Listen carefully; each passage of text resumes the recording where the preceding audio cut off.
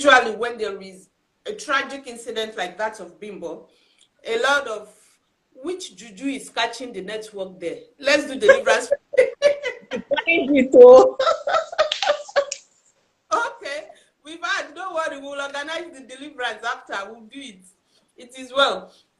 Anyway, there's something, usually when there's a tragedy, we tend to hear things like, why did she not leave? Or what did the family do? How did the family help? Why did they leave her there? You know, all sort of questions comes up. And you made a statement, you said, if a woman is not ready to leave, there's nothing anybody can do about it.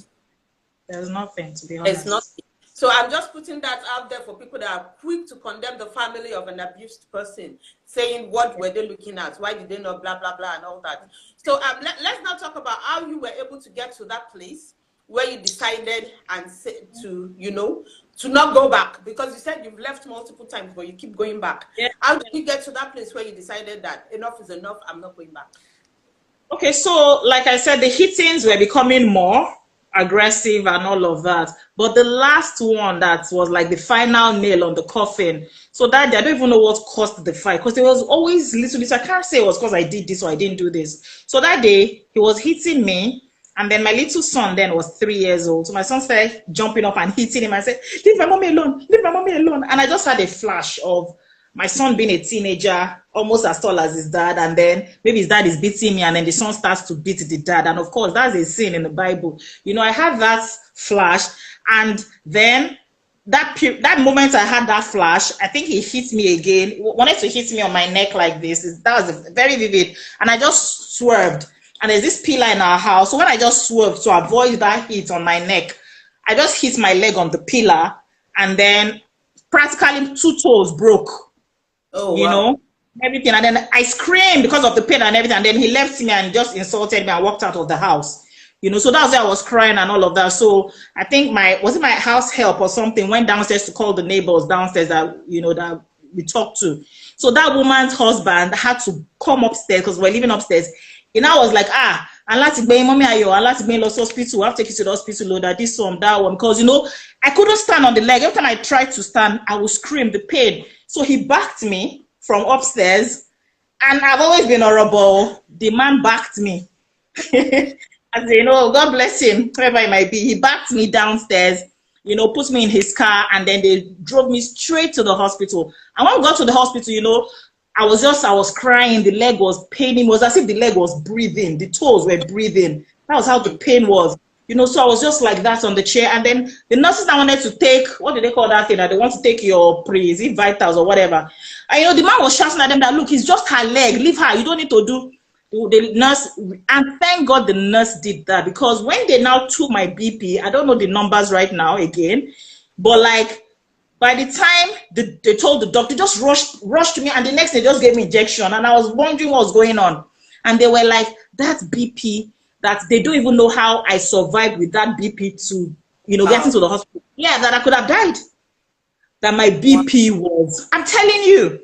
So I was shocked because I did not even, it was leg, me, I was crying. I didn't know my BP was already at the point of death level. You know, that kind of thing. So it was like a wake-up call. And then when the doctor now started talking, what happened was like my husband beats me. You know, the doctor was now trying to, you know, tell me, to advise me and all of that, you know, that giving me that injection, because if they did not give me that injection, I could have passed away or something. Wow. You know, he was talking and advising me, and, you know, I was telling him what happened, and I told him that, oh, they wanted to hit me here, and that's why I dodged and hit the pillar for my toes, my broken toes. And he said, what? He said, that's when I knew of jugular vein. I never knew what was jugular. Yeah. In fact, the man told me, he went as far as telling me, the doctor said, even in karate, that's why someone will be doing karate, they just touch you, there's a particular point here, he said your jugular vein, if they touch you there, you are gone. So why was he trying to hit me on my neck? Was he trying to, you know, so those were the things that just made me say, you know what, Bimbo, I'm done. You know what, I have to leave. And it was from that moment I started planning my exit. It took planning, no. That's what I want to say. It's never an easy thing. Look, you don't just up and say, I'm leaving this marriage. Hey, no. There's so many things to consider. I have to think of, how am I going to cope? How am I going to, you know? And I even had a job. I was a banker. In fact, when we fight, they say, Oceanic big girl. Let me see how they'll promote you. Let me see how. Those were the kind of fights we used to have. Like my job was an issue for him, you know, that kind of thing. So I had a job, talk less of some women that are not even, maybe you don't have anything you're doing and all of that. Despite the fact that I even had a job, it was a tough period of my life. It was a tough decision because I had to now start selling off my jewelry. Then I'll be buying gold. I was like, I can't wear costume, gold, designer. I had to sell all of those things to be able to rent a place, you know, and then I didn't even furnish it. I just put carpets, bought mattress, 2 mattresses, one for my children, one for, you know. So those were the little, I didn't furnish anything. It was just carpets for some months until my late brother gave me chairs, you know. So I had to just do it little by little, planned it, and then I didn't want him to know. Because, you know, if he knew, that's another person that was already planning to kill me. So if he knew, you get. So I just became the docile wife for that period. Look, let me just pretend like everything was okay and all of that. And then the day I left, October 2nd, 2009, where's my tambourine of blessing? You know, that day was like, in fact, those my neighbors downstairs, they're the ones that even helped me. Because by then, of course, they already knew, you know, before then, they didn't know that there was any abuse going on. But since her husband was the one that backed me, so they now knew.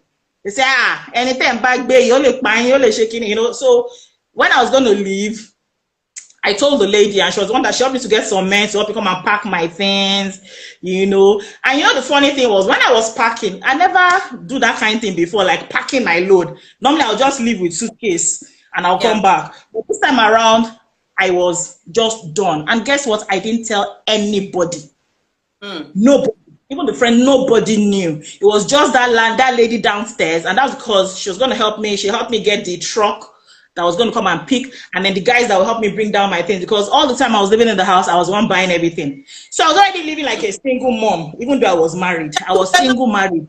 You were not married. There was no companionship. There was no communication. There was no financial help. There was no moral Nothing. help.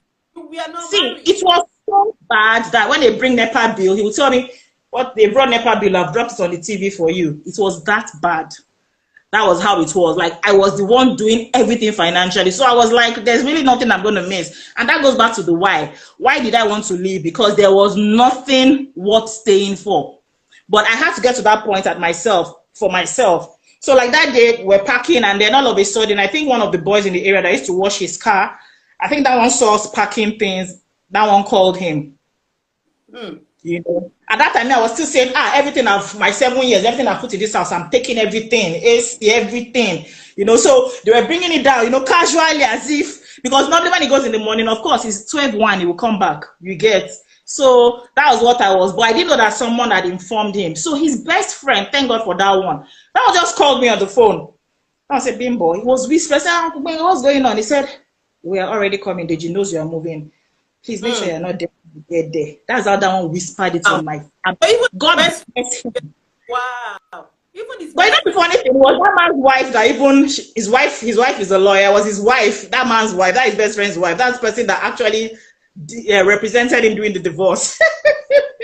So you know, it was the husband that just called me and said, "Look, Bimbo," he was whispering. He said, "Look, I'm driving. He cannot. I don't want to call his name. He can't drive now. I'm driving. He's beside me. He's a mess. Please don't let us meet you there." When I just heard that, I just told, I said, like a man. I'm not doing anything more. I'm not doing anything more because I have to go and pick my kids from school, you know. So I said, I'm not doing anything more. They were like, the one paid me the most, I still say, because I love pictures. All my albums over the years, from my childhood to my NYSC, everything, I left it there. That's the only thing that pained me and everything. So I don't have those pictures, university pictures, you know, all those things. Anyway, I just said, all of us just ran. I said, leave everything. I just jumped into the car. My children's school was very close by. I was living in Apapa Road. My children were attending the Redeem primary school near us there. I just got jumped out of the car, ran inside.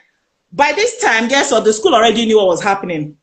Because for him to pay school fees was always doing wuru. So they had called me to their office several times. So they knew that our situation was terrible. So I just got there. I was like, please, I've come to pick my children. They didn't even question it. I just picked, threw them in the car. Mommy, where we go? We're leaving daddy. We're leaving daddy. And they were super glad because as at that time, in fact, one of the ripple effects, which is another thing, we need to, when you say why, we need to think of the ripple effects on the children. A lot of times you say, it's because of the children I'm staying. No. Because those 7 years I stayed actually cost my children, especially my daughter. Now, my daughter is not emotional. There's nothing you can do. She's not emotional. A lot of people even ask me, since we came to the UK, you barely post your daughter. It's always your son. So I said, because my daughter is now very, she's now a very reserved. Yeah. For a long time. So she's not, when I'm saying I love you, she's not like that. I know that she's a bad person, she feels love, but she just does it because that was what she was used to. She was not that used to chop cane with me that time. My son was just 3. It was so bad that even the school she's in, her class teachers will call me and be like, one of our teachers was like, anytime she raises her voice, maybe the teacher is just like, say this, that my daughter will just start shaking and all. It was that bad because she had been used to, when my ex starts to raise his voice, the next thing is he's hitting us on our hands. So, it was a long, so that's how I moved. We drove and I moved to Friday. Like, I didn't even care where I was moving to. Friday is one of the rough areas where I got a house at that time. Opposite area boys like this. I was a babalawo opposite my house. I found all of that out later. But at that point, it was just move or die. So when we moved, like I never forget, we got to the place, we opened the door. My children were still wondering, we just entered the house. It was just carpeted. Like I said, I didn't have chairs or anything. And all of us just fell on the floor. And all of us, the 3 of us, were just like, thank God, thank God. It was like, that was what happened.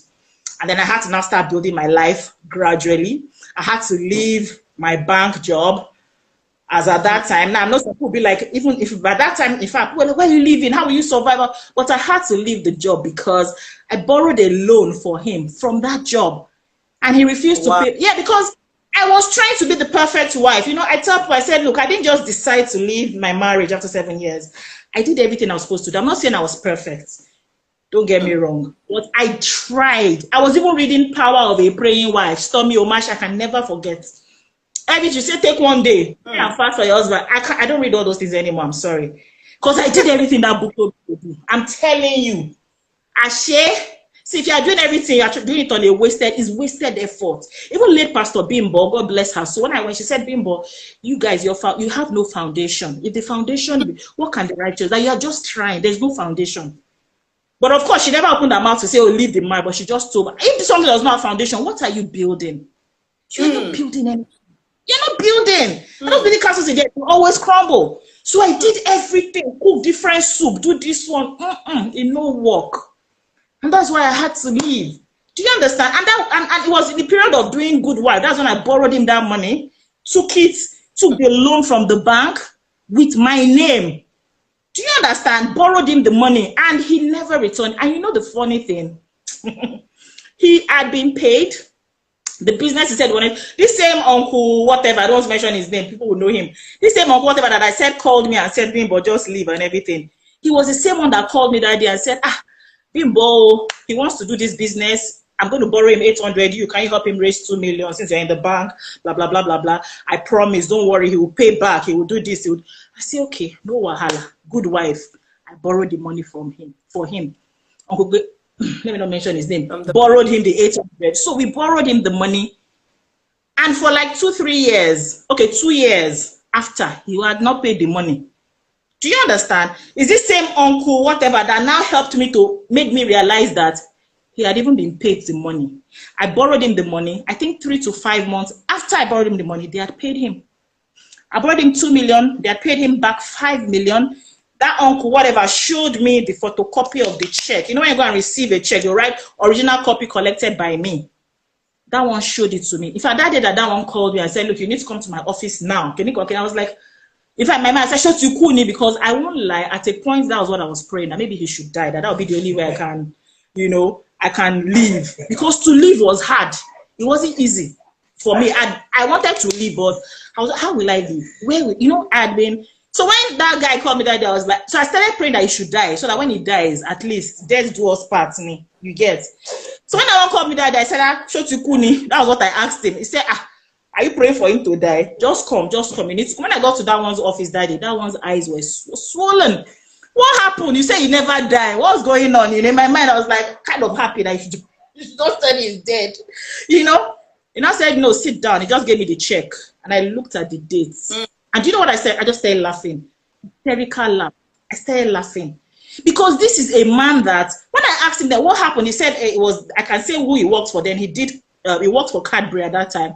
He did some cards. Then plastic ID cards just came out. Okay? Got the whatever, he was supposed to do Cadbury and all. Big job, which was part of why, you know, that guy said I should help him with the money. And then I was like, haven't they paid? Haven't they paid? And I said, oh no. Then there was a time, that period, Cadbury had board issues. He said, oh, because of their board issues, they are not paying anybody, something.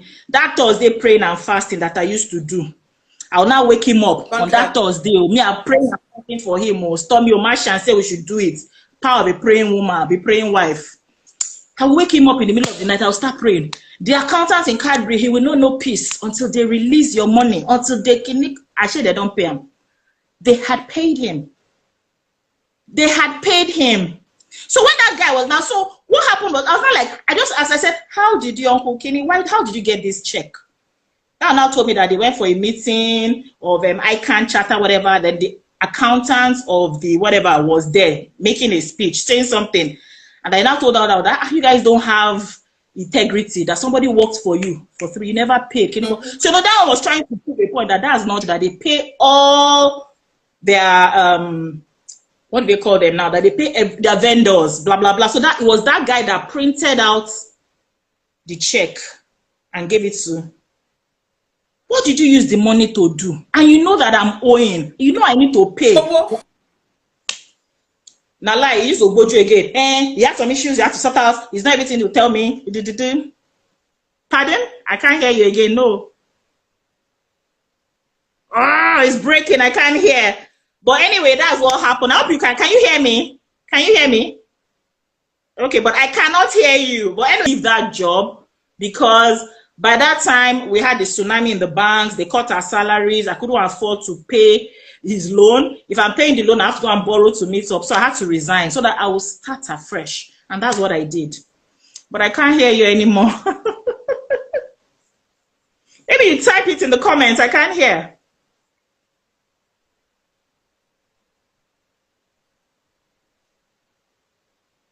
The network, I can't hear anything. The network is really bad. Odun? Hello, Odun? Network really bad. Let me write. Network bad. Can't hear you. Oh, it's so painful, oh.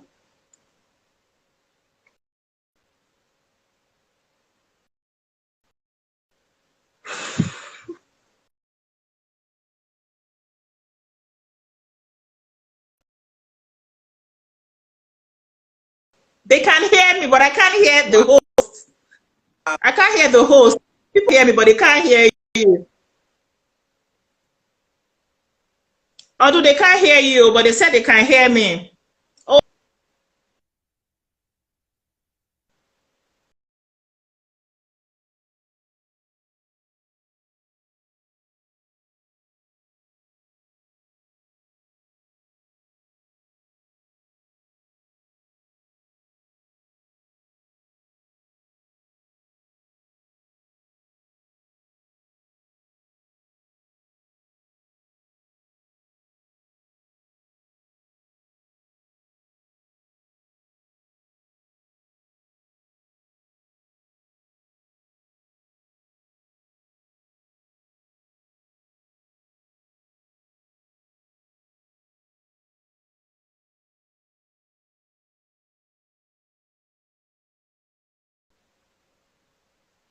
This is evil. Evil. So you don't want people to get their liberation.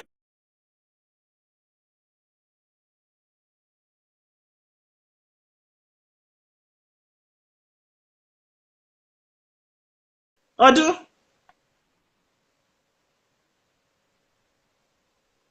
Odu, I cannot hear you. Can you hear me? Okay. Yes. Can you hear me now? Odu? I can hear you. I don't know what's going on. It's coming on and off. On and off. Just ask the next question. Okay, we are actually rounding up. If you can hear me, we are rounding up. Maybe I will just ask it in the comment section. Or can you hear me? I can hear you now. Okay. All right. Sorry, we don't know what's going on. Of course, it's network. Like I said, technology cannot be perfect. It's always one or the other. But we'll get through this. We're almost done. Let's just try. Let's just round up. We've tried as much as possible to unravel your own right. No, so now what I want you to do is to advise someone. I hope you can see the comments, because there are a lot of comments I can't be scrolling through and all that. Yeah, after the show. Yeah, scroll through. So if for someone going through what you went through right now, what would you tell the person? For another that is going through it, or a Shalewa or a Ngozi, whoever that is going through what you went through, what advice will you give the person? The advice I will give is, number one, you're going to have to be very, very strong and courageous. And nobody can be strong for you. Nobody can be courageous for you. We can only try. People can only try with their advice and all of that. You have to be strong for yourself. And then those children, if you have children, for those children, because you don't want to bring up children in a toxic environment. If you bring up children in a toxic environment, they will continue that cycle. So you need to understand, if you have children, understand that it's no longer about you. You have to be strong for yourself and for your children. You know, people send me messages, when I post up or I mention some things online. Like I said, I've never even mentioned half of what I've gone through. I can't do that, because a lot of times I have to forget them so I could be okay, I could be sane. Do you understand? So you need to be strong in yourself. If you are not strong, then you need to reach out for help. Now, not church, please, not church. Because, yes, I'm not church. I'm not saying not God. Don't get me wrong. God is always there. God is not in a church. God is everywhere. God is here right now, as we're talking. So not church, because a lot of times the advice that will come for church, I went to church. I should be a pastor now. I was in Redeemed Church for 18 years. Now I've been in Fountain Church for how many years? You get? So if I want to be, I could have been a pastor. So it's not, I remember when I was going to leave my marriage and I told my pastors then in Redeemed I wanted to leave my marriage. Don't leave, don't you? They did not even look at the abuse. They didn't look at what I was going through psychologically, financially, emotionally. That one was just like, no, you cannot leave. God hates divorce. But does God want you to die? Do you understand? So please, not church. We have therapists that have been, trained to help you in those places. It's just that, I think now it's changing, but in Nigeria, you'll be thinking, it's only when you're mad that you go and see a therapist or you're having mental issues. No. That's not when you're overwhelmed with life issues or any kind of issues, it is okay to see a therapist, to see someone that will help you. Now, I'm a life coach. I went down that road because as at that time, there were no therapists per se, but I saw that life coaching certification as one that could offer me therapy. I did it with Lanre Olushola, so I went through the life coaching, and that was how I got my healing and my sanity. Because honestly, I was losing my sanity. I became suicidal. All of those things happened. I went from 100 to 0. I went from having money to having nothing. Do you understand? So I went through all of that. So my advice is going to be, you need to build up your courage for yourself and for your children, because the road ahead is going to be tough. The road ahead is going to be tough. I cannot lie to you. Even right now, I'm in the UK. Some people are saying, she's in the UK. She's in the...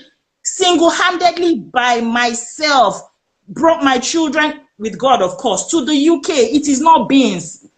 So I am still living the ripple effect. It is not easy. I said I finished master's, now I'm looking for a job, now I'm looking for visa to stay. So it is not an easy route at all, being a single parent and then not having a man that will be able to support you because you were married to him or whatever. So that's it. Interruption. I was going to ask you that. How is this relationship with his kids now? The funny thing is, even during all the abuse and all, I think somehow, somewhere, he loves his children. Maybe he just does not know how to express it. Because like I said, when I was looking for my healing as well, I tried to track his own childhood. And I realized a lot of things, his own childhood was even messed up than mine. To be honest, if you've watched Jeffrey Dahmer, you understand what I'm trying to say. Yeah, his childhood was a mess. So he didn't know how to express love. His way of expressing love was very whack. Do you understand? So from when I understood what he went through to his child, so I'm not excusing all of the rubbish he did, or he's even still doing, because even now that we're in the UK, I'm like, okay, send something for your son at least. Okay, your daughter is broken, son. He's still not able to send. But of course, I know the reason why he's not financially, because he has never been financially responsible anyway. So he's 50 now. He's not a child. You get. Audio has gone. Drop it in the comments. Do you think you enable God by taking up? Hey, Jesus. Okay. I can hear you now. Did I enable him by what? It up for them. If let me by taking up the responsibility, by you picking up and paying yourself, paying house bills. Yes, I enabled him. Do you think you were enabling him? I enabled him. So you're asking me that, do I think I enabled him? Yes, I did. And guess what? His family members also agreed the same thing. Why were you paying school fees? Why were you paying rent? Why were you doing this? You should have left it. And I'm like, so I should have left. I should have allowed my children be sent out of school. I should have allowed my children not have, when I could afford it. I saw the relationship as two becoming one. Do you understand? His first 2 cars, I bought it for him before I now bought 1 car for myself. So it was always about him, supporting him, being a good helpmate. Bible says, let's be helpmates. So, you know, I was trying to be the perfect wife, forgetting that, look, it takes 2 to make a marriage, and it takes 2 to break a marriage. I say this all the time. Now it takes 2. Either one person, when I say it takes 2, because I know somebody has argued with me before that, no, it doesn't take 2. If you are doing your, no, I'm doing my best. The other person is not doing, it can't work. Do you understand? It can never work. So it takes 2. So yes, I enabled him by doing all of those things, but I was doing it from a place of being responsible and a place of, like the Bible says, oh, 2 become 1. Now we have some stories of some men that actually, their women did support them, and in the end of the day, the men were very, you know, grateful and receptive. But he wasn't. Do you understand? He wasn't. That was the difference. I was still struggling to do the children. I was still struggling to do this. I was still go to work. Then if I remember several times I missed my promotion at work. I came home, I was crying. They were telling me, Shonique, big girl, let me see how they will promote you now. She is that money that you are using to. I'm like, the money that I'm using for all of us in the family, you are still, you know, you are still bitter about the source of the money. So I enabled him. I will say that I enabled him, but the truth of the matter is there is no mother that will watch her children suffer. When you have it in your capability to help your children, why would you allow them suffer? Do you understand? So I enabled him, but honestly, even if I did not enable him, okay, if I did not enable him, he will still go around and say she's working. She did not put money, she did not help. She knew that, and he was always expecting a check. Always, he always said, I'm expecting one money. Even even now we're here. When I was saying, okay, just be paying maybe your son's bus pass, because sometimes, right now I'm not even working. When I was going to do my dissertation, I stopped working. And you know what it is, living in the abroad, especially this UK, you're not working, bills are piling up. And I was like, look, just be paying your son's bus pass and his transport, his feeding. He's still expecting a check. This is 20, our marriage would have been 20 years this year. He's still expecting a check. So that's just it. I can't hear again. No, drop in the comments. Comments. I can't hear you. Don't worry. The check will be one day. The check. I said we'll come one day. Oh, okay, that's what you said. So anyway, that's just it in a nutshell. It is a very, being in an abusive relationship is a very vicious cycle. And it's only by the grace of God. I don't know why the network messed up, but let's round up. So write what you want me to say, and then I'll just say it. She just wrote, let's round up. Amen. No, I did it. The network has been very, very one kind, but it's okay. It's all good.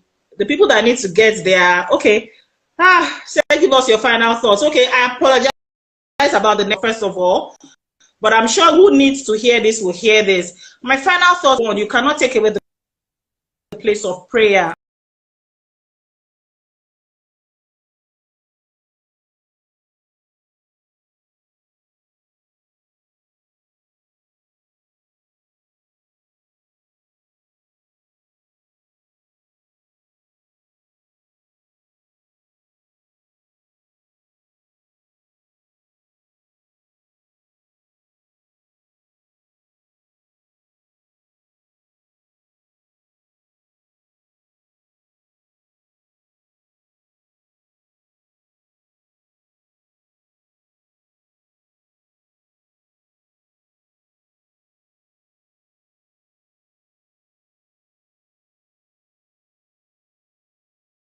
As in God in this journey.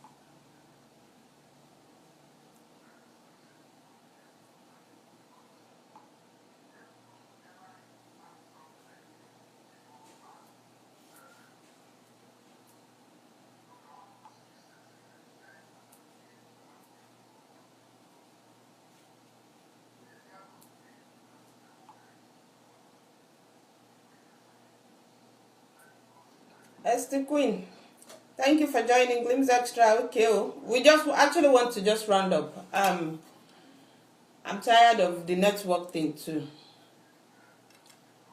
I don't know. It keeps coming in and out, going in and out, but I really need to get out of here. So I'm going to let Bimba come back so we can just round up. She'll give her final thoughts and we will be done. Okay? Let me see. Hopefully she's not tired because I think it's like past 9.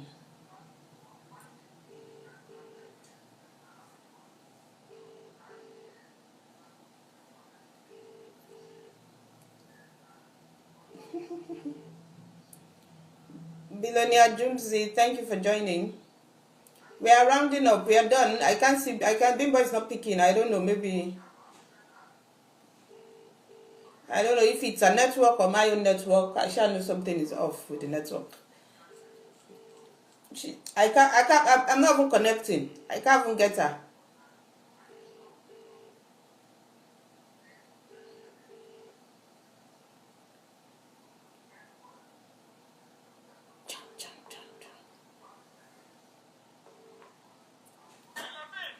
Yeah, Bimbo. Let's just round up. If you can just come on, I'm back again, so we can just round up. Yes. Let's just, no, it's just to round up. In like 2-3 minutes, we are done. Just to round up and be done. Yeah, thank you, Sheila. Thank you. All right, Oshie. Yeah, so she'll just come back. She'll come back for us to round up. It's frustrating and tiring. Thank you, Shola. Thank you for hearing and seeing me. I can see you too. Anyway, so while we wait for Bimbo, okay, she's back.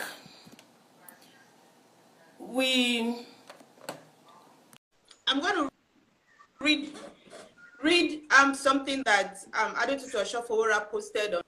She said, living must be planned.